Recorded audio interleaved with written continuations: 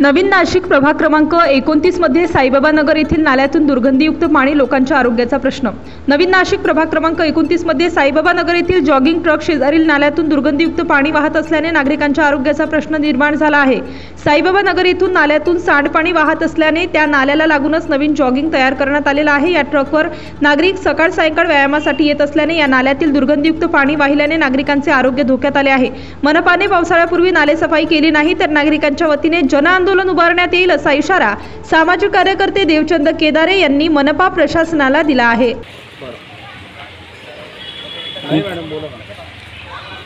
तुमचं नाव काय? मी देवचंद केदारे प्रभाग क्रमांक 29 मध्ये राहतो। गेल्या अनेक दिवसापासून हा प्रश्न खूप मोठा आहे। काही आमच्या इथले जे मोकळे नाले आहेत तिथे खूप दुर्गंधी पण आहे आणि आता नवीनच आमच्या इथे जॉगिंग ट्रॅक झालेला आहे। तिथे लोक फिरतात, येतात जातात, तर त्या नाल्यामधनं असा घाणेरडा वास येतो, त्यामुळे नागरिकांना त्रास होतो आणि आम्ही वारंवार सांगतो का या नाले साफ करा आणि त्या नाल्यामधली जी प्रॉपर घाण असते ती काढून टाका। पण जे महापालिकेचे काही कर्मचारी आहेत ते फक्त त्याच्यात जी घाण जमा होते ती एका साईडला लावून देता आणि पाणी मोकळं करून देता।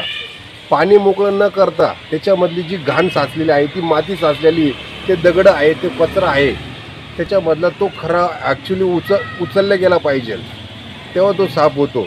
मी प्रशासनाला व महापालिकेच्या अधिकाऱ्यांना विनंती करतो की याच्या लवकरात लवकर या नाल्यामधला जो काही कचरा असेल तो भरून टाकावा, नाहीतर सर्व आम्ही नागरिक मिळून महापालिकेच्या अधिकाऱ्याच्या ऑफिसपाशी इथला जो काही कचरा असेल तो उचलून आम्ही तिथे ऑफिसला टाकू, हे आमचं आव्हान आहे नागरिकांतर्फे।